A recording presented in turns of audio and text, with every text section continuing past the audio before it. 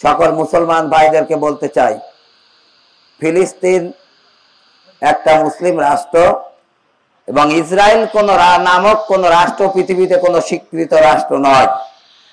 আমেরিকার ক্ষমতা বলে গায়ের জোরে তারা ইসরায়েল আজ সেখানে গেড়ে বসেছে। একসময় ইসরায়েলের বাস করার কোনো জায়গা ছিল না।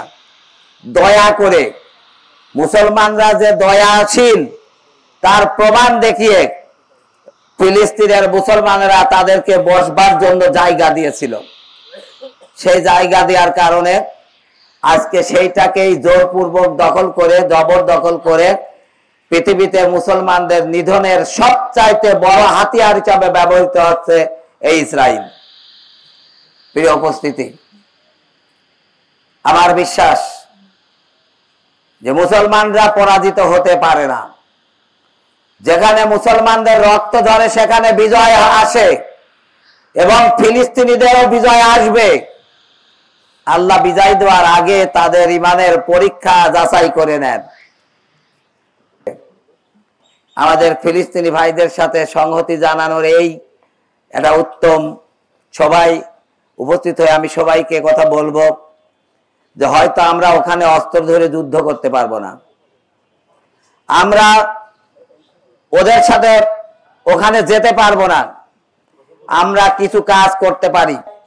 আমি দেখলাম ইসলামী ছাত্র শিবির সহ অনেকেই ইসরায়েলি পণ্য কি কি আছে এটার একটা লিস্ট টাঙিয়েছে।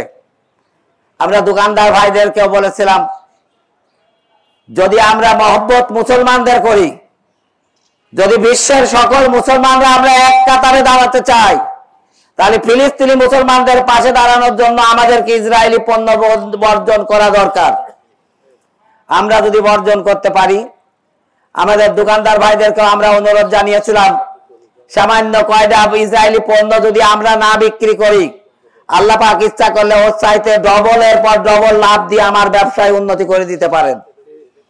এজন্য আমাদের নিয়ত রাখতে হবে মুসলমানদের সহযোগিতা করার জন্য, ইসরায়েলি পণ্য বর্জন করে সেই সাথে পৃথিবীর যে প্রান্তে আমি থাকি না কেন আমার একটা সিজদা আমার মুসলমান ভাইদেরকে রক্ষার জন্য আল্লাহর কাছে করা দরকার।